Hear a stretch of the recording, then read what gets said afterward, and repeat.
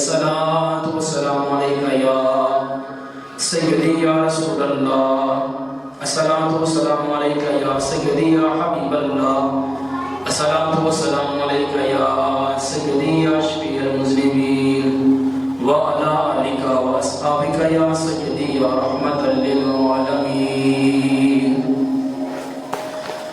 تمہیں فرش سے عرش پر جانے والے،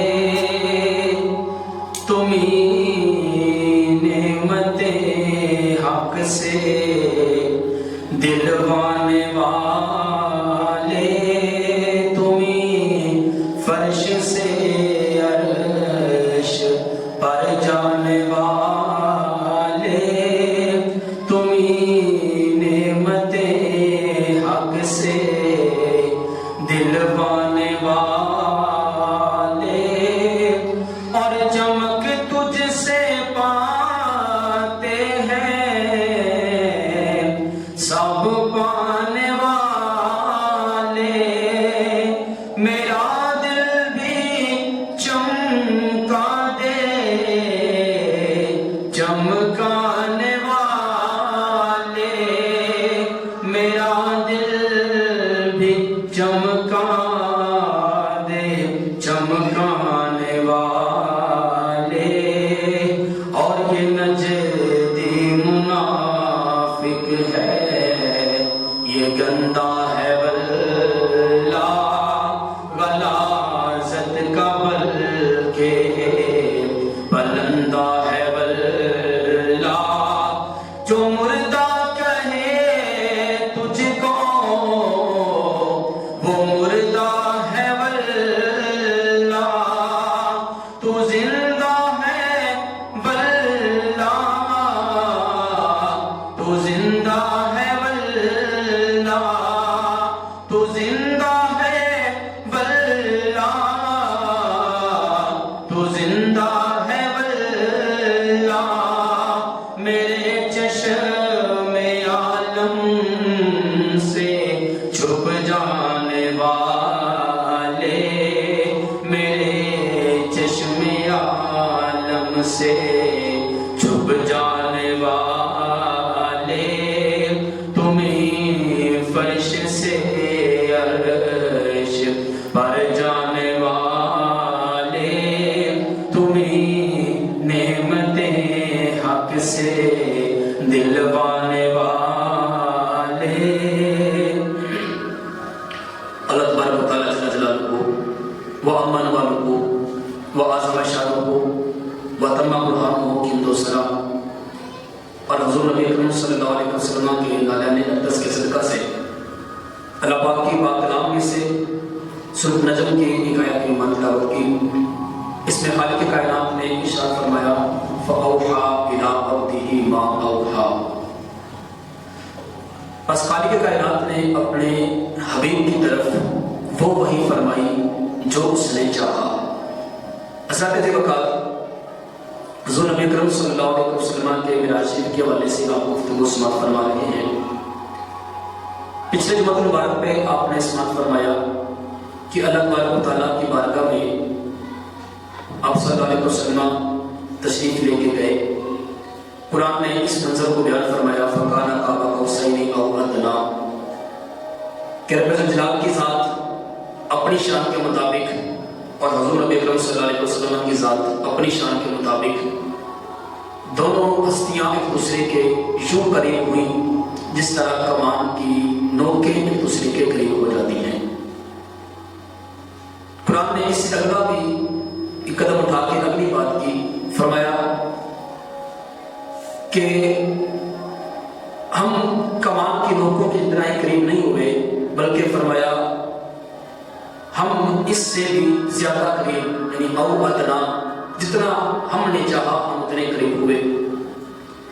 اس قربت کو بھی حضور نبی کریم صلی اللہ علیہ وسلم نے ارشاد فرمایا کہ میں اپنے رب کی آغوش رحمت میں جا کے بیٹھ گیا، خدا نے اپنی شان کے مطابق مجھے اپنی آغوش رحمت میں بٹھایا، اور میری پیٹھ کے اوپر خالق کائنات نے اپنی شان کے مطابق اپنا دست قدرت رکھا۔ جب اس نے اپنا دست قدرت میرے پیٹھ کے اوپر رکھا، فوجدت بردا یاد ربی تحت صدری، تو میں نے اللہ تبارک و تعالیٰ کے ہاتھ کی ٹھنڈک اپنے سینے کے اندر محسوس کی۔ جب اس کی ٹھنڈک میرے سینے کے اندر محسوس ہوئی تو شاید ہی کوئی ایسا علم ہو جو مجھے اس سے پہلے نہ آتا ہو، شاید ہی کوئی ایسی رکاوٹ ہو، کوئی ایسا پردہ ہو جو اس لمحے سے پہلے میری نظر کے سامنے بطور آڑ بنتا ہو۔ لیکن جو ہی خالق کائنات نے اپنا دست قدرت میری پیٹھ کے اوپر رکھا اور ساتھ خالق کائنات نے اپنی شان کے مطابق اوحا الی عبدہ ما اوحا، جو چاہا اپنے حبیب کی طرف وہی فرما دیا۔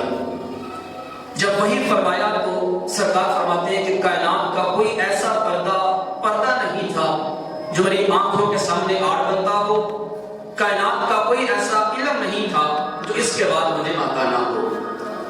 سارے علوم خالق کائنات نے معراج کی رات میں محمد کو عطا فرما دیے، اور جتنے بھی کائنات کے پردے تھے سارے پردے میری آنکھوں کے سامنے سے ہٹا دیے۔ فرمایا اس کے بعد ساری کائنات کو میں یوں دیکھنے لگا جس طرح اپنی ہتھیلی کے اوپر تم رائی کے دانے کو دیکھتے ہو۔ حضرات وقات 6666 آیات خالق کائنات نے قرآن پاک میں نازل فرمائی۔ یہ وہ آیات ہیں کہ جن کو اللہ تبارک و تعالیٰ نے جبریل کے ذریعے سے محبوب کی طرف وحی فرمایا ہے۔ لیکن یہ آیات کریمہ جو میں نے تلاوت کی فَأَوْحَا إِلَىٰ عَبْدِهِ مَا أَوْحَا، یہ وہ آیت کریمہ ہے کہ اس آیت کو جبریل لانے والے نہیں ہیں، یہ جبریل کے واسطے کے بغیر خالق کائنات نے ڈائریکٹ اپنے حبیب کی طرف وحی فرمائی ہے، اور معراج کی رات خالق کائنات نے یہ آیت کریمہ اپنے حبیب کی طرف وحی فرمائی۔ 6666 آیات قرآن پاک میں امت کی رہنمائی کے لیے خالق کائنات نے نازل فرمائی، اور یہ بھی وہ آیات ہیں کہ جو 3 قسموں پر مشتمل ہیں۔ بعض آیات وہ ہیں جو آیات محکمات ہیں جن کے معنی بڑے آسان ہیں اور ہر بندہ جن کو سمجھتا ہے، اور کچھ آیات وہ ہیں جو آیات متشابہات ہیں جن آیات کو صرف صاحب علم حضرات ہی جانتے ہیں کہ ان کی مراد کیا ہے، اور کچھ آیات قرآن پاک میں وہ ہیں جو آیات مقطعات ہیں جن کا معنی دنیا میں بلکہ ساری کائنات میں سوائے خدا اور اس کے مصطفیٰ کے تیسرا کوئی نہیں جانتا۔ آیات مقطعات یہ وہ آیات ہیں جن کو جبریل جیسا وحی لے کر آنے والا فرشتہ بھی نہیں جانتا کہ ان آیات کا معنی کیا ہے۔ الف لام میم آیات مقطعات میں سے ہے، یاسین آیات مقطعات میں سے ہے، طٰہٰ کاف کاف ہا یا عین صاد یہ آیات مقطعات میں سے ہیں۔ یہ وہ آیات ہیں کہ جن کا معنی سوائے خدا کے یا اس کے مصطفیٰ کے تیسرا کوئی نہیں جانتا۔ تو زیادہ سے اوقات یہ قرآن کی آیات 3 اقسام پر مشتمل ہیں، اور ان آیات میں سے بھی بعض کے معنی سمجھ آتے ہیں، بعض کے معنی عوام الناس سمجھنے سے قاصر ہے۔ لیکن معراج کی رات ائمہ کرام فرماتے ہیں کہ حضور نبی اکرم صلی اللہ علیہ وسلم کے ساتھ خالق کائنات نے 90,000 کلام فرمایا، اور یہ 90,000 کلام وہ کلام ہے جسے صرف خدا کی ذات جانتی ہے یا اس کے پیارے مصطفیٰ کی ذات جانتی ہے۔ یہ 90,000 یہ رب الجلال کے راز ہیں، یہ رب الجلال کے اسرار ہیں، یہ اس کے رموز ہیں جو اس نے اپنے حبیب کی طرف القاء کیے، اور فرمایا کہ حبیب یہ میرے اور تیرے درمیان میں راز کی باتیں ہیں، آج کے بعد یہ تو جانتا ہے یا میں جانتا ہوں، ضرورت پڑنے کے ساتھ محبوب آپ ان راز کی باتوں کو امت میں بتائیے گا، نہیں تو یہ راز ہم دونوں کے اندر راز ہی رہے گا۔ حضور نبی اکرم صلی اللہ علیہ وسلم دنیا میں تشریف لے کر آئے، اور جو بھی آپ نے غیب کی باتیں لوگوں کو بتائی ہیں یہ اسی علوم کے ذریعے سے بتائی جو خالق کائنات نے آپ کو معراج کی رات عطا فرمائی ہے۔ حضرات سے وقار خالق کائنات نے بے شمار علوم اور بے شمار خزانے اپنے پیارے حبیب صلی اللہ علیہ وسلم کو معراج کی رات عطا فرمائی۔ اس کی تفصیل میں آنے سے پہلے میں گفتگو پچھلے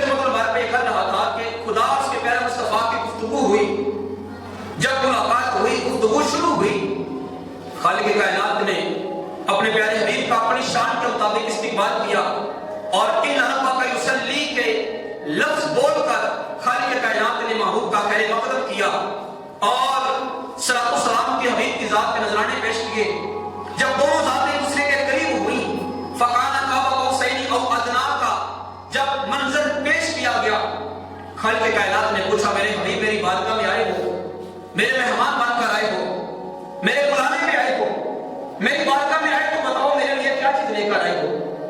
عرض کرنے لگے یا رسول اللہ یا باری تعالیٰ میں تیری بارگاہ میں اپنی ساری زندگی کی کمائی لے کر آیا ہوں. مولا جب سے تو نے میری تخلیق کی ہے ساری کائنات سے پہلے تو نے میری نورانیت تخلیق فرمائی تھی. مولا یہ عرشوں کے اندر تو نے میری نورانیت کو رکھا اور کئی ایک حجابات سے گزار کر میری نورانیت کو بشریت کا لباس پہنا کے دنیا میں بھیجا. مولا میں نے مکے میں بھی دن گزارے, میں نے مدینہ میں بھی وقت گزارا, میں زندگی کا ہر لمحہ تیری یاد کے اندر گزارتا رہا. مولا کبھی میں نے زبان کے ساتھ تیری تسبیحات بیان کی ہیں, کبھی میں نے کوئی اپنے بدن کے ساتھ نیک عمل کر کے تیری تعریف کی ہے. مولا کبھی اپنے کانوں سے تیری تعریف دوسرے کی زبان سے سن کے تیرا شکر ادا کیا ہے, تیری حمد ادا کی ہے. مولا ساری زندگی میں جتنے بھی میں نے تیرے ذکر کیے ہیں, جتنے بھی میں نے تیری عبادات کی ہے, جتنے بھی میں نے تیرے شکرانے ادا کیے ہیں, مولا ساری کی ساری عبادت اور اپنی ساری کی ساری بندگی اور اپنی ساری کی ساری عاجزی تیری بارگاہ میں بطور تحفہ لے کے لایا ہوں, قبول فرما لے. عرض کیا مولا التحیات للہ والصلوات والطیبات, مولا میری زندگی کی ساری عبادات خواہ وہ قولی ہیں, خواہ وہ فعلی ہیں, خواہ وہ تقریری ہیں, مولا ہر طرح کی عبادات تیری بارگاہ میں بطور تحفہ لے کر آیا ہوں, اسے قبول فرما. خالق کائنات نے اپنے حبیب کا تحفہ قبول فرمایا. بڑا پسند آیا کہ میرا محبوب میری بارگاہ میں عاجزی لے کر آیا ہے, میری بارگاہ میں بندگی لے کر آیا ہے, میری بارگاہ میں حبیب تحفہ عبادت کا لے کر آیا ہے. خالق کو یہ بات بڑی پسند آئی, خالق کی ذات خوش ہوئی, فرمانے لگے محبوب میری بارگاہ میں اگر تو بندگی لے کر آیا ہے, عاجزی لے کر آیا ہے, ان کی ساری عبادات لے کر آیا ہے, تو جا آج ہم بھی تجھے تحفے سے نوازتے ہیں. بولا کیسا تحفہ؟ خالق نے فرمایا پیارے محبوب میں رب الجلال کی ذات ہو کر تیرے تحفے کا جواب تحفے میں یوں دیتا ہوں کہ السلام علیکہ ایھا النبی, اے میرے غیب دان نبی میں رب ہو کر تیرے اوپر سلام کے نذرانے پیش کرتا ہوں. السلام علیکہ ایھا النبی, اے میرے غیب دان نبی تیرے اوپر سلامتی ہو. ورحمۃ اللہ وبرکاتہ, محبوب صرف سلامتی ہی نہیں میری ساری رحمتیں اور ان کی بارشیں تیرے اوپر نازل ہوں اور میری ساری برکات میں محبوب تیرے اوپر نازل ہوں. تو نے میری بارگاہ میں عبادت کا تحفہ رکھا تو میں تیری بارگاہ میں سلامتی اور برکت اور دعا اور رحمتوں کا تحفہ پیش کرتا ہوں. خالق کائنات نے محبوب کو تحفہ دیا. محبوب نے دیکھا آج میرا رب بڑا خوش انداز میں ہے اور میرے اوپر سلام پیش کر رہا ہے, میرے اوپر اپنی برکات کے عزم فرما رہا ہے, اپنی رحمتوں کی بارش میری ذات کو اوپر برسا رہا ہے. محبوب نے عرض کیا مولا صرف میرے اوپر ہی سلام مت بھیج, صرف میرے اوپر ہی رحمت مت بھیج, صرف میرے اوپر ہی برکتیں مت بھیج. محبوب چاہتا کیا ہے؟ عرض کیا مولا السلام علینا وعلی عباد اللہ الصالحین, مولا سلامتی ہمارے اوپر بھی بھیج اور میری امت کے جو لوگ جو نیکوکار لوگ دنیا کے اندر آباد ہیں مولا تمام کو سلامتی بھیج. رب الجلال نے فرمایا محبوب اگر تیری یہی خواہش ہے تو جا تیرے اوپر بھی ہم سلام بھیجتے ہیں, تیری امت کے اوپر بھی ہم سلام بھیجتے ہیں. یہ محبوب کی معراج ہے, یہ محبوب کی اپنے رب کے ساتھ گفتگو ہے. محبوب رب کو تحفہ پیش کر رہے ہیں, رب محبوب کو تحفہ پیش کر رہا ہے. یہ گفت و شنید ہو رہی ہے. یہ منظر خالق کائنات کو اتنا پسند آیا, یہ گفتگو کا انداز, یہ لب و لہجہ خالق کائنات کو اتنا پسند آیا.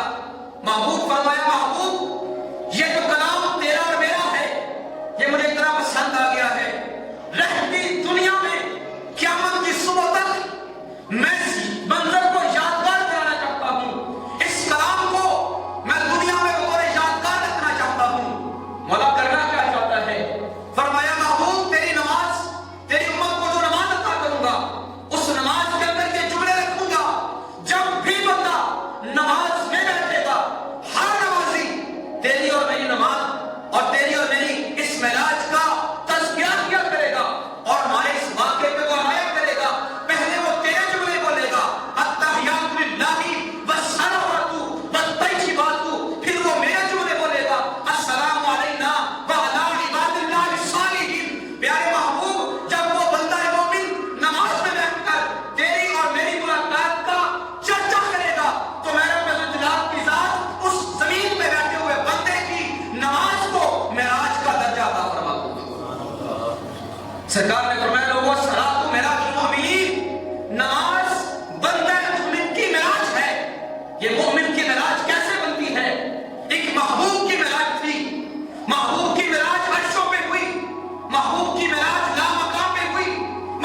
کی معراج رب الجلال کی آغوش میں بیٹھ کر ہوئی ہے۔ امتی کی معراج یہ ہے کہ اپنی نماز میں بیٹھ کر اس نماز کا تذکرہ، اس معراج کا تذکرہ کرے، اس ملاقات کو یاد کرے۔ جب اس نماز میں بیٹھ کر اس ملاقات کو یاد کرے گا، رب الجلال کی ذات بندہ مومن کو معراج کا ثواب عطا فرماتی ہے۔ حضرات سے ملاقات ہوئی، گفت و شنید ہوئی، بے شمار علوم، بے شمار خزانے خالق کائنات نے اپنے حبیب کو عطا فرمائے، اور اللہ ہی کو معلوم کتنا زمانہ گزرا یہ ملاقات کا۔ جب زمین سے پہلے آسمان کی مسافت 70,000 سال کی ہے، پھر دوسرے سے تیسرے تک کی 70,000 سال کی ہے، پھر سدرا سے اوپر کی مسافت 70,000 سال کی ہے۔ تو جو محبوب اتنا لمبا سفر کر کے طے کر گیا، اس محبوب کو نہ جانے کتنے اربوں کروڑوں سال خالق نے اپنی بارگاہ میں بٹھایا ہوگا، یہ تو رب ہی جانے۔ کسی نے کہا کہ 18,000 سال خالق کی بارگاہ میں محبوب رہے، میں نے کہا نہیں، جو محبوب رب کو اتنا پیارا محبوب ہو کہ رب فرمائے فَإِنَّكَ بِأَعْيُنِنَا، محبوب آپ جہاں جاتے ہیں ہر وقت ہماری آنکھوں میں رہتے ہیں۔ جو محبوب اتنا رب کو پیارا ہو کہ رب فرمائے قَدْ نَرَىٰ تَقَلُّبَ وَجْهِكَ فِي السَّمَاءِ، کبھی اس محبوب کے متعلق فرمائے وَالضُّحَىٰ وَاللَّيْلِ إِذَا سَجَىٰ مَا وَدَّعَكَ رَبُّكَ وَمَا قَلَىٰ، کبھی فرمائے وَلَلْآخِرَةُ خَيْرٌ لَكَ مِنَ الْأُولَىٰ، جس محبوب کو رب فرمائے وَمَا أَرْسَلْنَاكَ إِلَّا رَحْمَةً لِّلْعَالَمِينَ، جس محبوب کی شانوں کے اندر خالق نے سارا قرآن کر دیا، جو اتنا خاص محبوب ہے۔ اگر مکہ کی زمین پہ چلے تو رب مکہ کی زمین کی قسم کھائے، اگر مدینہ میں جائے تو رب مدینہ کی قسم کھائے، جس کے جوڑوں کے صدقے خالق عرش کو تخلیق کر دے، جس کے جوڑوں کے صدقے خالق ساری کائنات کو بنا دے، جو اتنا خاص محبوب ہے۔ جب اس سے ملاقات رب الجلال نے کی ہوگی تو جی بھر کے ملاقات کی ہوگی، جب تک اس کا دل چاہا ہوگا خالق نے اپنے حبیب کو اپنے پاس ٹھہرایا ہوگا۔ آخر کار میرا ایمان کہتا ہے کہ محبوب نے کہا ہوگا مولا میں اپنی امت کے پاس جانا چاہتا ہوں، رب کا دل نہ بھرا ہوگا، رب اپنی شان کے مطابق محبوب کی ذات کا دیدار کر رہا ہوگا، گفتگو ہو رہی ہوگی، اور میرے حبیب نے کہا ہوگا مولا میں اپنی امت کے پاس جانا چاہتا ہوں۔ لاکھوں نہیں اربوں کروڑوں سال ہو گئے امت سے تیری بارگاہ میں آئے ہوئے، مولا میری امت گہری نیند سو رہی ہے، مولا میری امت کے بغیر میرا جی نہیں لگتا، میں اپنی امت کے پاس جانا چاہتا ہوں، مجھے جانے کی اجازت دی جائے۔ یہ میرا ایمان ہے کہ محبوب نے امت میں آنے کی اجازت دی ہوگی۔ رب نے فرمایا ٹھیک ہے، اگر تو چاہتا ہے تو چلا جا واپس اپنی امت کے پاس، اور چند سال گزارنے کے بعد پھر ہم آپ کو اپنی بارگاہ میں بلائیں گے۔ محبوب دنیا کی طرف جب آنے لگے، خالق کائنات نے فرمایا پیارے حبیب اپنی امت کے پاس جا رہے ہو، تمہاری امت مجھے بڑی عزیز ہے، بڑی پیاری ہے مجھے تمہاری امت، تمہاری امت کے نام میں تحفہ دیتا ہوں، وہ تحفہ جا کر اپنی امت کو دینا۔ مولا کیسا تحفہ؟ فرمایا کہ محبوب میں تیری امت کو پر 50 نمازیں پورے دن میں فرض کرتا ہوں۔ بڑے خوش ہوئے محبوب، بڑے خوش ہوئے کہ رب الجلال نے میری امت کو اتنا یاد رکھا ہے، اتنا پیار ہے میری امت کے ساتھ کہ خالق نے میری امت کو پر 50 نمازیں فرض کی۔ بڑے خوش انداز موڈ کے ساتھ سرکار لا مکان سے عرش کی بلندیوں کو پھر نیچے کی طرف پار کرتے ہوئے سدرۃ المنتہا پہ آئے۔ سدرۃ المنتہا سے جب تھوڑا سا نیچے آئے، چوتھے آسمان پہ جب آئے تو وہاں پہ حضرت موسیٰ علیہ نبی اللہ موجود تھے۔ ملاقات ہوئی، موسیٰ علیہ نبی اللہ نے سلام دعا کی، پوچھا یا رسول اللہ رب کی بارگاہ سے ہو کے آ رہے ہو، کیا گفتگو ہوئی ہے؟ فرمایا کہ میرے اور میرے رب کے درمیان کچھ راز کی باتیں ہوئی، اور پھر میرے خدا نے میری امت کے نام ایک تحفہ دیا ہے، وہ لے کے جا رہا ہوں۔ پوچھا کیا تحفہ؟ آپ نے فرمایا کہ میرے خدا نے میری امت کے نام 50 نمازیں فرض کی ہیں۔ موسیٰ علیہ نبی اللہ عرض کرنے لگے کہ یا رسول اللہ میری امت من و سلوہ کھانے والی امت تھی، اور جب دھوپ میں جاتی تو آسمان کے بادل اس کے اوپر سایہ کرتے، اور جب بھی کوئی ڈیمانڈ کرتی تو رب الجلال کی ذات ان کی خواہش کو پورا کرتا۔ میری امت بڑی رب کی لاڈلی قوم تھی، اور سارے جہانوں کو اوپر بنی اسرائیل کو رب نے فضیلتیں عطا فرمائی تھی۔ میری امت کو اوپر 2 نمازیں فرض تھی، 24 گھنٹوں میں 2 نمازیں فرض تھی، لیکن میری امت 2 نمازیں بھی نہیں پڑھتی تھی۔ یا رسول اللہ یہ 50 نمازیں آپ کی امت نہ پڑھ سکے گی، مہربانی فرمائے اپنی امت کا لحاظ رکھیے، رب کی بارگاہ میں جائیں اور تھوڑی سی تخفیف کروا لائیں، تھوڑی سی کمی کروا لائیں۔ سرکار نے حضرت موسیٰ کا مشورہ مانا اور آپ رب الجلال کی بارگاہ میں پھر دوبارہ گئے۔ चौथे आसमान से फिर लामकान तक गए। रब्बुल जलाल की बारगाह में गए, अर्ज किया मौला करीम मेरी उम्मत 50 नमाजें ना पढ़ सकेगी, थोड़ी सी तखफीफ फरमा दे, कमी फरमा। खालिक ने फरमाया जब हम 5 नमाजें माफ करते हैं 45 पढ़ लिया करें, उम्मत 45 नमाजें पढ़ लिया करें। हजरत मूसा के बाद दोबारा आए, पूछा कितनी माफ हुई? आपने फरमाया कि 5 माफ हो गई हैं। अर्ज करने लगे हुजूर ये 45 भी बड़ी ज्यादा है, मजीद कमी करवाइए। सरकार फिर गए, 5 फिर माफ हुई। फिर अर्ज किया कितनी माफ हो गई? फरमाया 10 माफ हो गई हैं, 40 रह गई। अर्ज करने लगे हुजूर अभी भी ज्यादा है, चाहिए मजीद तकलीफ करवाइए। क्या कहना कि सरकार जा रहे हैं, मूसा के पास आ रहे हैं, जा रहे हैं, आ रहे हैं। 9 चक्कर खालिक के कायनात की बारगाह से मूसा तक और मूसा से खालिक की बारगाह तक सरकार ने लगाए, और रब्बुल जलाल ने भी 5-5 नमाजें करके माफ की, यहां तक कि 45 माफ कर दी और 5 बाकी रह गई। जब इस दफा हजरत मूसा के पास आए, उन्होंने अर्ज किया कि या रसूल अल्लाह मजीद 1 चक्कर लगा लीजिए, शायद तो 2-3 मजीद माफी हो जाए। आपने फरमाया कि मूसा बार-बार रब की बारगाह में जाने से मुझे हया आती है। उसने 50 फर्ज की थी और मैंने 45 माफ करवा दी है। अब अगर जाऊं तो मुझे रब की बारगाह से हया आती है। फरमाया कि 5 नमाजों का तोहफा लेके जा रहा हूं, मूसा तू भी सुन ले, ये 5 नमाजें कोई ज्यादा नहीं है, मैं तुम्हें आज पैगाम देके जा रहा हूं। मूसा मेरी उम्मत अगरचे गुनाहगार है, अगरचे खताकार और स्याहकार है, अगरचे बदकिरदार भी है, लेकिन मूसा तुम भी याद रखना जो मेरे होंगे लाजमन 5 नमाजें पढ़ा किया करें। जो मेरे होंगे, जो मेरे साथ मोहब्बत करने वाले होंगे, जिनको मेरे अदब व एहतराम की तमीज होगी, जिनको मेरा लिहाज होगा, फरमाया जो मेरे साथ अकीदत रखने वाले होंगे वो 5 लाजमन पढ़ेंगे।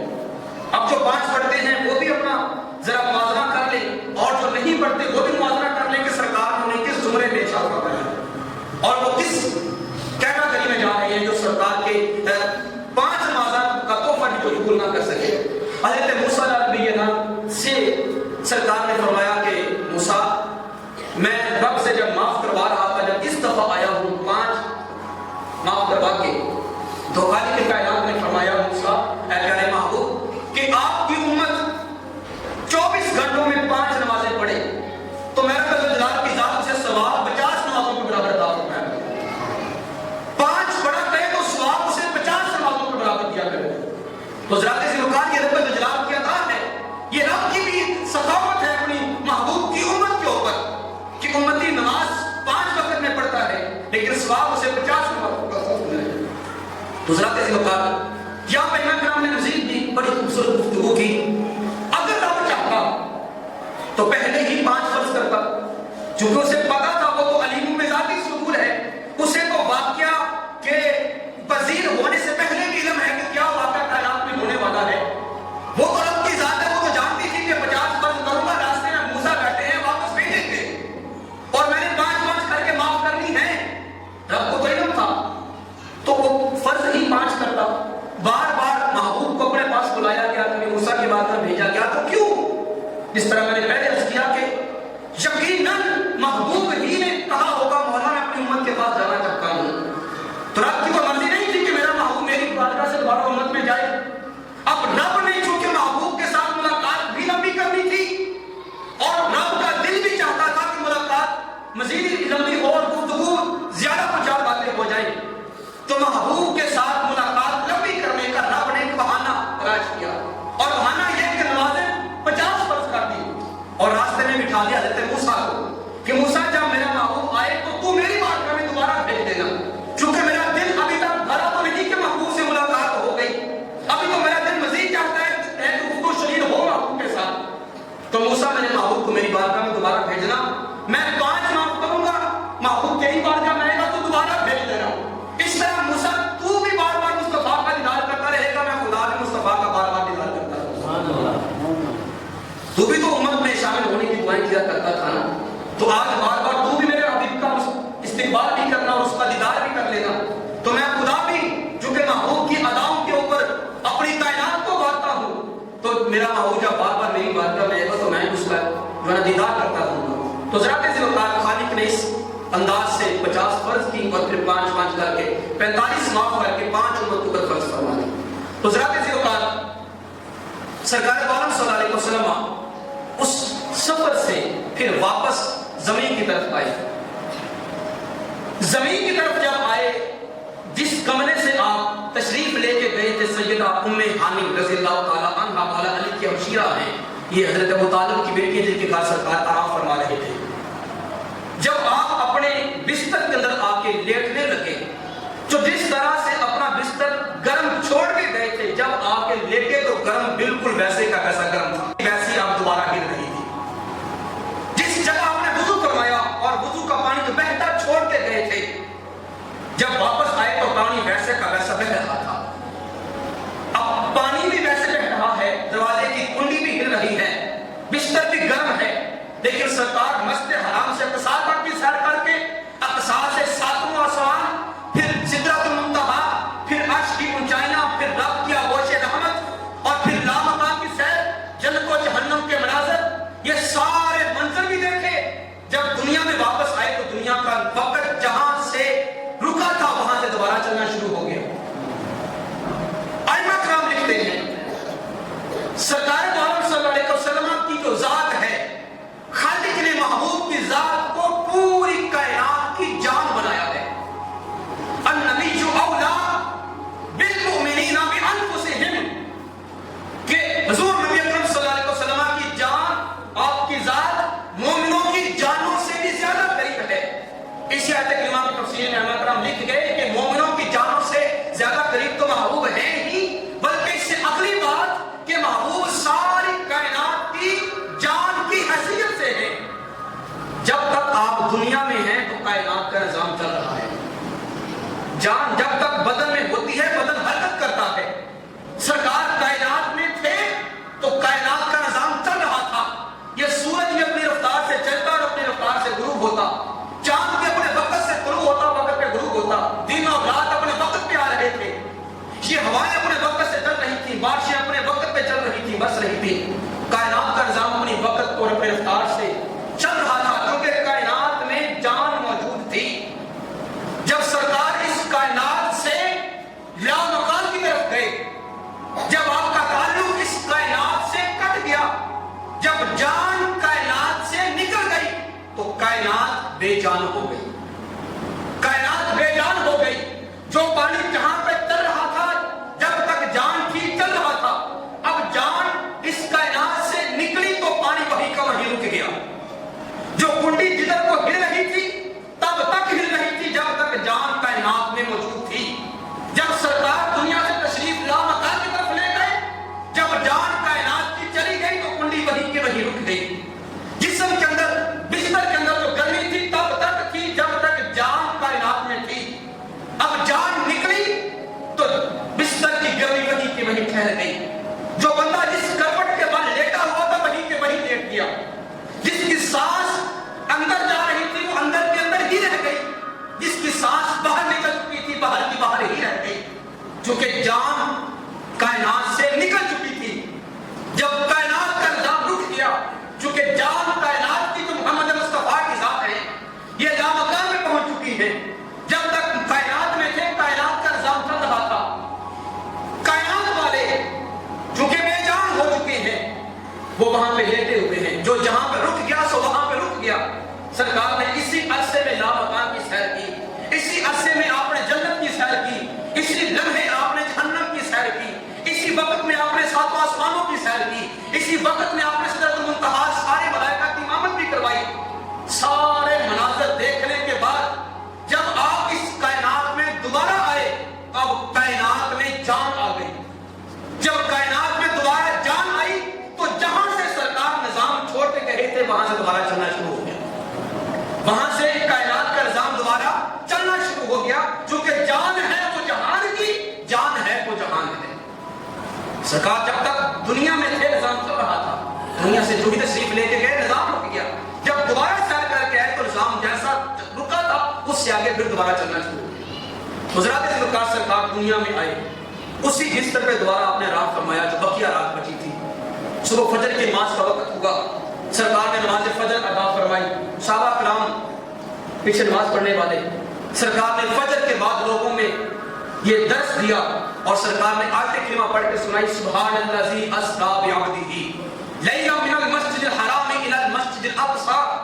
پاک ہے وہ ذات جو اپنے بندہ خاص کو مسجد حرام سے لے کر مسجد اقصی تک لے گئی. کیوں لے کے گئی؟ لنریہ من آیاتنا، اس لیے لے کے گئی کہ وہ ذات اپنے بندہ خاص اپنے محبوب کو اپنی آیات بینات دکھائے. آپ نے یہ سارا قرآن کا منظر اور معراج کا سارا تفصیلاً بیان امت کے سامنے رکھا. اتفاق سے کچھ لوگ وہاں پہ غیر حاضر تھے صحابہ کرام میں سے، جن میں حضرت ابوبکر صدیق بھی تھے، اور کفار مکہ کا یہ مشورہ تھا. وہ بطور استہزاء اکثر نمازوں میں سرکار کے پاس کھڑے ہو جاتے. جب سرکار نماز پڑھاتے تو وہ نماز میں یا تو شور کرتے یا پھر تالیاں بجاتے، اور سرکار جب قرآن پڑھتے تو قرآن کا وہ مذاق بنایا کرتے. آج جب سرکار معراج کا منظر لوگوں کے سامنے بیان کر رہے ہیں، چند کفار بھی آپ کا یہ منظر سن رہے ہیں اور بڑے حیران ہو رہے ہیں کہ محمد مصطفیٰ دعویٰ کر رہے ہیں کہ میں مسجد حرام سے اقصیٰ تک گیا ہوں، سارے نبیوں کی میں نے امامت کروائی ہے، پھر میں نے ساتوں آسمانوں کی سیر کی ہے، پھر میں سدرۃ المنتہا پہ گیا ہوں، میں جنت بھی دیکھ کر آیا ہوں، میں جہنم بھی دیکھ کر آیا ہوں، میں نے رب الجلال کی ذات کا دیدار بھی کیا ہے. جب سرکار نے سارا منظر لوگوں کے سامنے رکھا تو کفار حیران ہو گئے. کفار نے کہا آج موقع ملا ہے محمد مصطفیٰ کی ذات پہ معذلہ کیچڑ اچھالنے کا اور ان کو معذلہ جھوٹا قرار دینے کا. ابو جہل اور دیگر اس کے ساتھی، اس نے پروگرام بنایا کہ آج لوگوں میں ہم یہ بات پھیلاتے ہیں کہ اتنا بڑا دعویٰ محمد مصطفیٰ نے کر دیا جو ماننے کے جو مان ہی کوئی بندہ نہیں سکتا. تو ابو جہل جہاں پہ جو مسجد نبوی میں تھے نا سرکار کے امتی صحابہ، ان میں سے سوائے چند ایک کے، اور وہ چند ایک وہ تھے جو نئے نئے مسلمان ہوئے تھے، 2-4 دن ہفتہ جن کو ہوا تھا اسلام لائے ہوئے، ابھی تک اسلام کی حقانیت ان کو واضح نہیں ہوئی تھی، اور ایمان کا جو نور ہے صحیح طرح سے ان کے دلوں میں سرایت نہیں کیا تھا ابھی تک، اور ایمان کی حلاوت ان کے دلوں میں ابھی تک جو نا وہ صحیح طرح سے نہیں بیٹھی تھی. چند ایک اشخاص کے سوا باقی جتنے بھی تھے سارے کے سارے آنکھیں بند کر کے مان لے کہ اگر سرکار فرماتے ہیں کہ میں معراج کر کے آیا ہوں تو واقعی ہی ہم مانتے ہیں کہ سرکار معراج کر کے آئے ہیں. کفار چونکہ وہ تو ازلی بدبخت تھے. ابو بکر صدیق رضی اللہ تعالیٰ عنہ آج اس معراج کے واقعے سے پہلے ان کو لوگ عبداللہ کے نام سے جانتے تھے. عبداللہ ابن قحافہ ان کا لقب ہے، یہ ان کا نام ہے، ابن قحافہ ان کے باپ کا نام ہے. تو ابو جہل حضرت عبداللہ ابن ابی قحافہ یعنی ابو بکر صدیق کے پاس گیا. اس نے جا کر پوچھا کہ اے عبداللہ ایک بات مجھے بتاؤ. اس نے کہا پوچھو. اس نے کہا اگر کوئی بندہ یہ دعویٰ کرے کہ میں راتوں رات مسجد حرام سے اقصیٰ تک گیا ہوں اور وہاں سے ہوتے واپس بھی آ گیا ہوں تو عبداللہ تم ایمانداری سے بتاؤ اس بات کو تم مانو گے؟ عبداللہ نے کہا نہیں، مسجد حرام سے اقصیٰ تک کا جو سفر ہے کم از کم 2 مہینے کا ہے. ایک بندہ گھوڑے پہ جائے یا اونٹ پہ جائے یا پیدل بھی جائے، اس وقت 2 سواریاں تھیں، اونٹ یا گھوڑا یا پیدل بندے سفر کرتے، تو 2 مہینے کی مسافت ہے. ایک ہی رات میں بندہ مسجد حرام سے اقصیٰ تک ہو کے واپس نہیں آ سکتا. ابو جہل نے سوچا کہ عبداللہ لگتا ہے میرا ساتھ دے گا. اس نے کہا کہ پکی بات ہے نا کوئی بندہ مسجد اقصیٰ سے ہو کے واپس نہیں آ سکتا.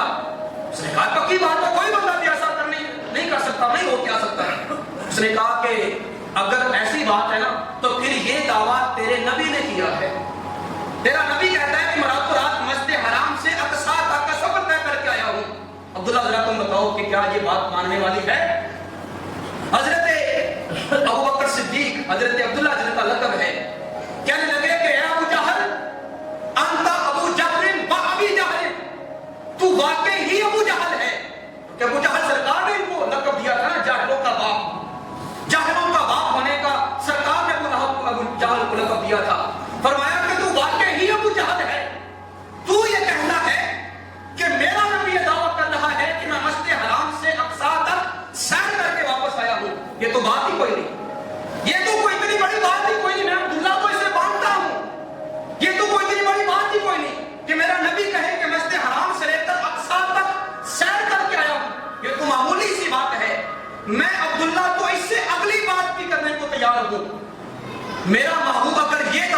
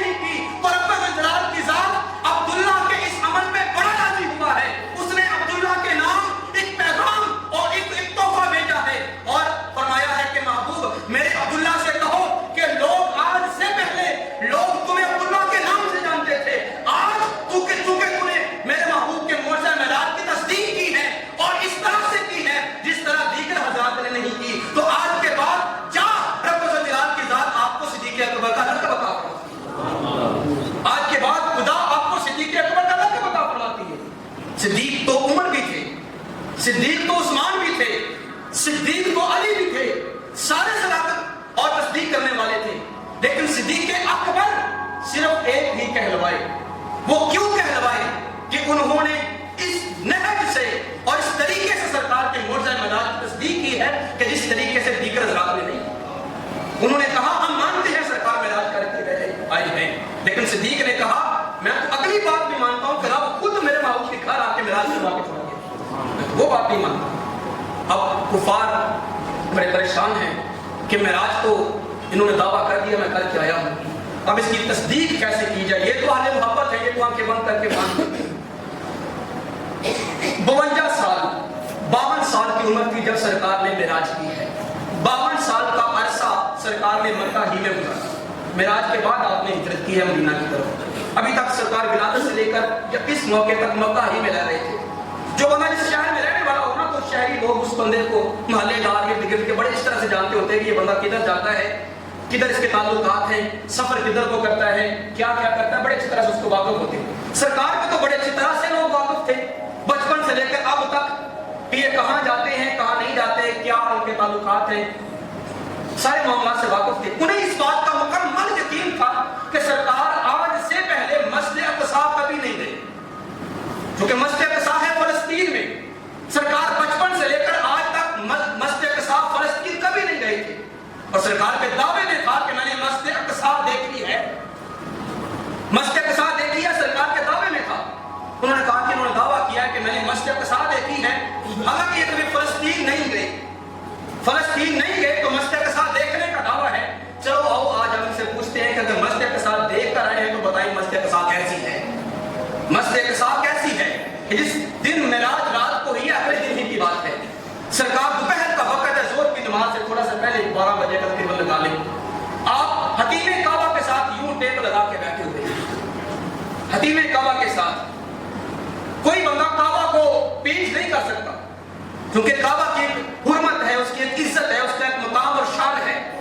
جب بھی بندہ وہاں پہ جاتا ہے اس کی طرف قبلہ رو ہوتا ہے، اس کی طرف منہ کر کے کھڑا ہوتا ہے، پیچھے بھی ہٹنا ہے تو اپنے الٹے پاؤں پیچھے ہٹے۔ لیکن سرکار وہ ذات ہیں جب بھی قبلہ جاتے تھے اور کعبہ جاتے تھے، آپ حتیم کعبہ کے ساتھ کعبہ کی دیواروں کے ساتھ ٹیک لگا کے بیٹھ جاتے، کیونکہ آپ کا مقام کعبہ سے زیادہ ہے۔ وہ اگر ہمارا کعبہ ہے نا، یہ خانہ کعبہ اگر ہمارا امت کا کعبہ ہے نا، تو کعبے کا کعبہ محمد کی ذات ہے۔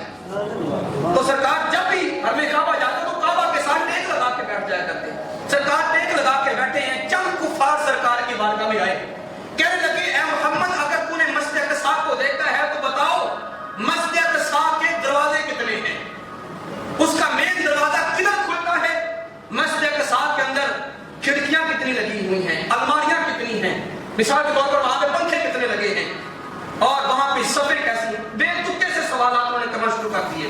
مسجد اقصی کی طرف جا رہے تھے تو بتاؤ راستے میں کسی قافلے کو دیکھا، چونکہ ہمارے ساتھی فلسطین کی طرف شام کی طرف گئے ہوئے ہیں تجارت کی غرض سے، کسی جگہ تم کو دیکھا ہے تو بتاؤ کہاں پہ دیکھا ہے، ہم ان سے بھی پوچھیں گے کہ فلاں وقت تم وہاں پہ تھے کہ نہیں تھے، تاکہ آپ کے معجزے کی تصدیق ہو۔ اتفاق ایسا ہوا کہ جس طرف سرکار نے ٹیک لگائی تھی نا، تو ٹیک کی پچھلی جانب یعنی فلسطین تھا، جس طرح ہماری بیک سائڈ پہ سعودی عرب ہے یا مصر کے علاقے ہیں یہ دوسرے تیسرے، جس طرح ہمارے پیچھے ہیں، تو سرکار نے جہاں پہ ٹیک لگائی تھی سرکار کی بیک سائڈ پہ تھا فلسطین۔ تو فلسطین اور مکہ میں کم از کم 2 مہینے کی مسافت ہے، 2 مہینے کے بعد بنا فلسطین مکہ سے پہنچتا ہے پیدل چل کے اونٹ کے اوپر بیٹھ کر۔ سرکار سے جب لوگوں نے پوچھا نا بتاؤ مسجد اقصی کے دروازے کتنے ہیں، اس کی کھڑکیاں کتنی ہیں، مین دروازہ کدھر کھلتا ہے، سرکار یوں کر کے اپنا چہرہ مبارک پھیر کر پیچھے کی طرف کرنے لگے کہ میں مسجد اقصی کو یہاں بیٹھ کے دیکھ لوں۔ میں کوئی چھوٹی بات کر گیا، سرکار نے چہرہ پیچھے کی طرف گھمایا تاکہ میں مسجد اقصی کو دیکھ لوں، جیسے مسجد اقصی ساتھ ہی کھڑی ہے، جیسے مسجد اقصی ساتھ ہی کھڑی ہے، 2 مہینے کی مسافت ہے، اور اس مسافت میں نہ جانے لاکھوں دیواریں آتی ہوں گی، لاکھوں پہاڑ آتے ہوں گے، لاکھوں درخت آتے ہوں گے، کتنی اونچائیاں کتنی نچائیاں آتی ہوں گی، کتنے پردے کتنی رکاوٹیں ہوں گی، کیونکہ سرکار کی نظر کے سامنے تو کوئی پردہ ہے ہی کوئی نہیں، سرکار کی نظر کے سامنے تو کوئی رکاوٹ ہے ہی کوئی نہیں۔ سرکار نے اپنا چہرہ گھمانا چاہا کہ مسجد اقصی کو دیکھوں۔ اچھا مجھے 2 سال یہاں پہ ہو گئے، آج تک ईमान से बताऊं, मुझे नहीं पता मेरी मस्जिद में पंखे कितने लगे होंगे, कभी गिरने का इत्तेफाक ही नहीं हुआ, जरूरत ही महसूस नहीं की। ये बेजरूरी चीज है, इसको मैं क्यों नोट करूं? मुझे नहीं पता कि मस्जिद के साथ ये टाइलें कितनी लगी हुई हैं, कभी किसी ने गिनती की है? अब अगर मुझे पूछे भी आपको 2 साल हो गए बताइए इमामत करते हुए कितनी टाइलें लगी हुई हैं, तो मैं कहूंगा भी मुझे तो नहीं पता। वो कहेगा भी अगर नहीं पता तो फिर आप गए ही नहीं है, आप मस्जिद में वहां पे इमामत ही नहीं करवाते, आपको ये नहीं पता पंखे कितने टाइलें कितनी। भी मैं कहूंगा इमामत को करवाता हूं, लेकिन तुम्हारा सवाल बेतुका है, ये गैर जरूरी सवाल है, इसकी तरफ तवज्जो नहीं मिली गई। सरकार गए थे मिराज की गरज से, मस्जिद क़िसा में सरकार ने अंबिया की इमामत करवाई है, मलाइका आपके पीछे खड़े हैं और शौक दिल में है कि अभी इमामत करवा के मैंने रब की बारगाह में जाना है। ध्यान अंबिया की तरफ भी है, ध्यान रब की तरफ भी है। तो जिस हस्ती का ध्यान रब की तरफ है, भला वो अपना ध्यान उधर से हटा के दरवाजे की तरफ करे? उसने तो अपना ध्यान दरवाजे की तरफ किया ही नहीं था, उसने तो देखा ही नहीं कि मस्जिद क़िसा की खिड़कियां कितनी हैं, लेकिन सवाल लोगों ने पूछा कि बताओ कितनी है। सरकार ने सोचा कि चलो उस वक्त नहीं देखा तो अभी देख लूं कितनी खिड़कियां हैं, देख के इनको बता दूं। यूं नजर घुमाने लगे तो फौरन जिब्रील आ गए, कहने लगे या रसूल अल्लाह आप क्या करने लगे हैं? अपना चेहरा घुमाने लगे हैं मस्जिद क़िसा के दरवाजे देखने के लिए। रब फरमाते हैं अपना चेहरा ना घुमाइए, आप यूं चेहरा घुमाते हैं तो आपकी गर्दन को तकलीफ होती है, आपका ये गर्दन घुमाना रब की जात को बर्दाश्त नहीं है, उसको तो आपसे मोहब्बत ही बड़ी है। आप चेहरा मत घुमाएं, जिधर बैठे हैं उधर ही ध्यान रखिए। मैं जिब्रील को रब ने भेजा है, मैं अभी गया मस्जिद क़िसा को उठा के आपके सामने ला के रखता हूं। कुफार सवाल पूछें उसके दरवाजे कितने हैं तो आप उनको बता दीजिए दरवाजा मैंने एक ही है। वो पूछे इसकी खिड़कियां कितनी हैं तो आप मस्जिद क़िसा को सामने दे के बता दीजिए रब ने खिड़कियां उसके साथ बनवाई हैं। जो सवाल करते चले जाए उनको आप सामने देख के जवाब दें, आप चेहरा क्यों घुमाते हैं? तो खैर सरकार से सवालात हुए, सरकार ने जवाब दिए मस्जिद क़िसा के बारे में। ये तो खैर कुफार के बेतुके से सवालात थे। सहाबा कराम में से किसी ने भी कोई एतराज नहीं किया कि सरकार ने मेराज की है कि नहीं की। हाँ, इस बारे में थोड़ा सा इख्तिलाफ रहा सहाबा कराम और ताबीन और बाद मैंने आने वाले उलमा कराम के लिए। आज चूंकि मैंने मौजू को खत्म करना है, 2 मिनट में ऊपर भी चले जाए तो माजरत। उन्होंने ये एक एतराज किया, बाद ने कहा कि सरकार ने रब की जात को नहीं देखा। चूंकि कुरान पाक में है ना, सुम्मा दना फतदल्ला फकाना काबा कौसैन, कि वो जात करीब हुई फिर ये जात करीब हुई। अब वो जात से मुराद ये लोग जिब्रील लेते हैं, कुछ कहते हैं कि वो सम्राट जिब्रील है, तो वो जिब्रील करीब हुआ, इधर महबूब करीब हुए, तो सरकार ने सिदरा पे जाके जिब्रील को देखा। तो सरकार जिब्रील को देखकर उसकी ज़ियारत करके दुनिया में आई। कुछ कहते नहीं वो जात से मुराद रब की जात है, और ये भी हकीकत है। अब मुझे आप ईमानदारी से बताएं, कभी कोई आका और मौला या अफसर अपने मुलाजिम के घर उसकी ज़ियारत करने के लिए गया है? कभी कोई पीर अपने मुरीद के घर उसकी ज़ियारत को गया है? जब भी जाता है मुरीद ही जाएगा ना अपने पीर की ज़ियारत को, जब भी जाएगा मुलाजिम ही जाएगा अपने अफसर की ज़ियारत के लिए। जिब्रील तो है मेरे नबी के घर का मुलाजिम, जिब्रील तो है मेरे नबी के घर का नौकर। अब भला आका को क्या पड़ी कि नौकर की ज़ियारत करने के लिए सिदरतुल मुंतहा पे जाए? तो जिब्रील की ज़ियारत को नहीं गए। अगली बात में आपको जो अभी की बात है, आदम नबी के नाम के पास 4 दफा पूरी जिंदगी में, 1000 साल जिंदगी में 4 दफा जिब्रील आए। हजरत इब्राहिम के पास 24 दफा आए, हजरत ईसा के पास भी 4 दफा आए, हजरत यूनुस के पास 3-4 दफा आए, हजरत यकूब के पास 8 दफा आए, और हमारे नबी सल्लल्लाहु अलैहि वसल्लम के पास जिब्रील 23 साल दौरे नबूवत में 24,000 मरतबा आए हैं। साबका नबियों के पास 2-2, 3-3, 8-8 मरतबा, एक के पास 24 मरतबा, और इब्राहिम के पास, और हमारे नबी के पास जिब्रील 23 साल के अंदर 24,000 मरतबा आए हैं। अब जो बंदा 24,000 मरतबा खुद आके घर बैठ के अपनी दीदार करवाता हो और सरकार के घुटनों से घुटने मिला के बल्कि आजिज़ी से बैठता हो, सरकार उसकी ज़ियारत को वासिरा पे जाएंगे? कभी नहीं। अच्छा, 24,000 मरतबा भी क्यों आया? कुरान पाक की जो आयात है वो है 6,666। जिब्रील जब भी सरकार के पास आता या किसी भी नबी के पास आता तो वही लेकर आता। उसका मकसद ये है कि वही लाना, तो वही लेकर आता। आयात है 6,666, और इन आयात में कुरान पाक की कुछ सूरतें वो हैं जो जिब्रील एक ही दफा लेकर आ गए। 5-5, 10-10, 20-20, 50-50 आयतें भी जबरील यकबारगी लेकर आए हैं। यकबारगी अगर लेकर आए हैं, उस एतबार से अगर जबरील के चक्रों को देखा जाए ना, तो वो कम अज कम जो ना वो 2000 चक्कर भी नहीं बनते, 2000 चक्कर भी नहीं बनते। अगर हम 50-50 आयतें मिलाएं, 10-10, 20-20 जितनी वो लेकर आए हैं, 2000 चक्कर भी उसके नहीं बनते। अगर हम कुरान पाक की हर आयत को अलग अलग तसव्वुर करें कि जिब्रील एक एक आयत लेकर हमेशा आता रहा है फर्ज, अगर एक एक आयत में लेकर आया तो कितने चक्कर बने जिब्रील के?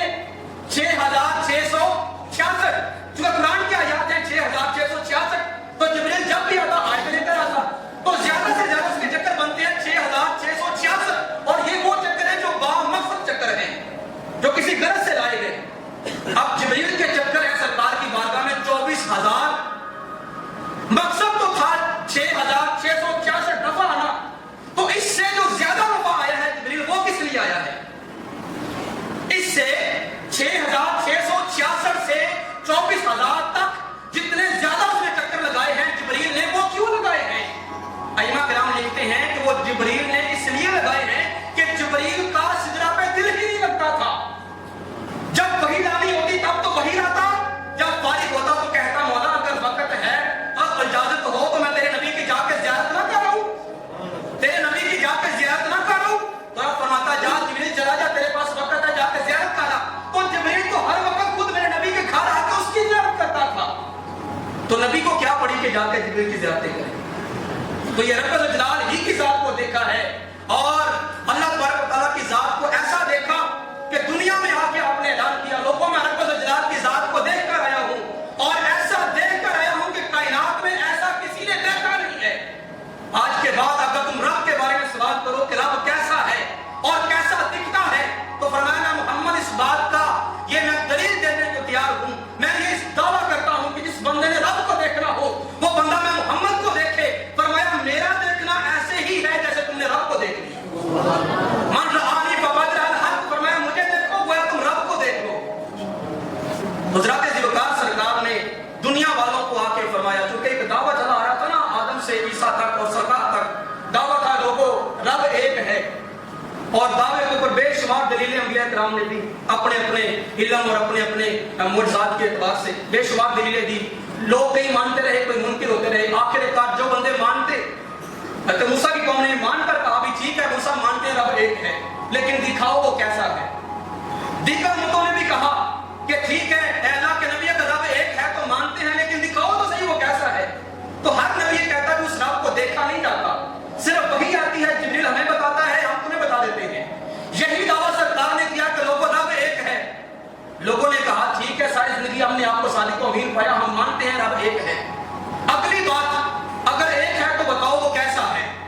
सरकार से जब यही सवाल हुआ ना रब कैसा है, तो फरमाया अगर रब देखना चाहते हो मुझे देख लो, रब मेरे ही जैसा है।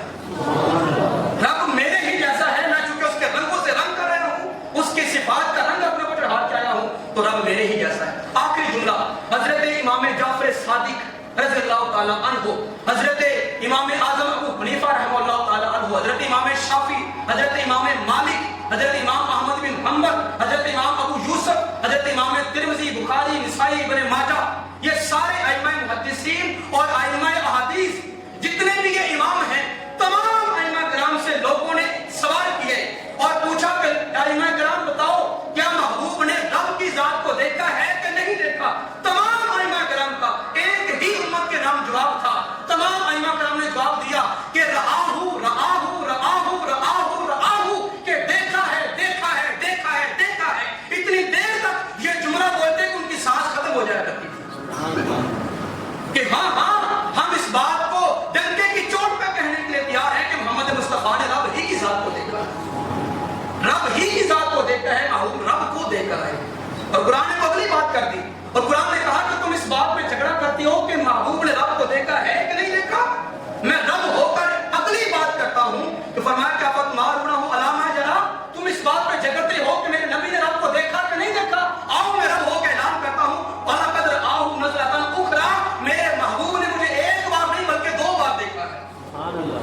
इस दूसरी बात से वो जब आप नमाजों में तकफीर के लिए जा रहे थे वो मुराद कि एक बार नहीं बल्कि मेरे महबूब ने तो मुझे बार बार देखा है। जुमला एक और का बड़ा खूबसूरत है, वक्त तो क्या के बाद मैंने अगले साल ही को ये सिलसिला शुरू करना है मुराद का। کوئی بھی منظر آپ دیکھتے ہیں نا, نیا منظر آپ دیکھتے ہیں, لاہور جائیں مینار پاکستان پہلی دفعہ دیکھا ہے, آپ کو نہیں پتا ہے کہ باقی مینار پاکستان ہے, یادگار ہے, یا کہ کوئی دوسرا تیسرا ویسے مینار کھڑا ہے. تو آپ اپنی آنکھوں سے دیکھ لیں گے, دل میں بھی شبہ ہے کہ پتہ نہیں یہ وہی یادگار مینار ہے یا پھر کوئی دوسرا ہے, تو آپ کیا کریں گے؟ تسلی کروانے کے لیے کیا کریں گے بھلا؟ کسی رہائشی سے پوچھیں گے, کسی تاریخ والے سے پوچھیں گے, بھئی یہ وہی یادگار مینار ہے جو کہ سن 40 کی یادگار میں بنا تھا, تو وہ کہے گا ہاں یہ وہی یادگار مینار ہے. تو آنکھ نے دیکھا, پہلے کس نے دیکھا؟ آنکھ نے دیکھ لیا تھا, لیکن دل کو تسلی نہیں ہوئی تھی. دل کو تسلی کب ہوئی؟ دل کو تسلی تب ہوئی جب کسی مورخ نے بتایا کہ واقعی یادگار مینار ہے. تو پہلے آنکھ نے نظارہ کیا, پھر دل نے اس بات کو مانا کہ واقعی وہی ہے جسے دیکھ رہے ہو. لیکن معراج ایک دفعہ, یہ جو معراج کی رات ہے, ایک دفعہ سرکار نے رب کی ذات کا جسمانی طور پر معراج کیا اور دیدار کیا پورے جسم سے, اور اس معراج سے پہلے 34 دفعہ سرکار نے روحانی طور پر رب کا دیدار کر لیا تھا. سرکار نے 34 دفعہ, اور علماء کرام فرماتے ہیں 34 بھی لمٹ نہیں ہے, سرکار تو ہر لمحہ ہی رب کے دیدار میں رہتے تھے. ہر لمحہ روحانی طور پر اور قلبی طور پر سرکار رب کے دیدار میں رہتے تھے. خواب میں آپ رب کی ذات کا دیدار کرتے, جب سجدے میں جاتے رب کا دیدار کرتے, ہر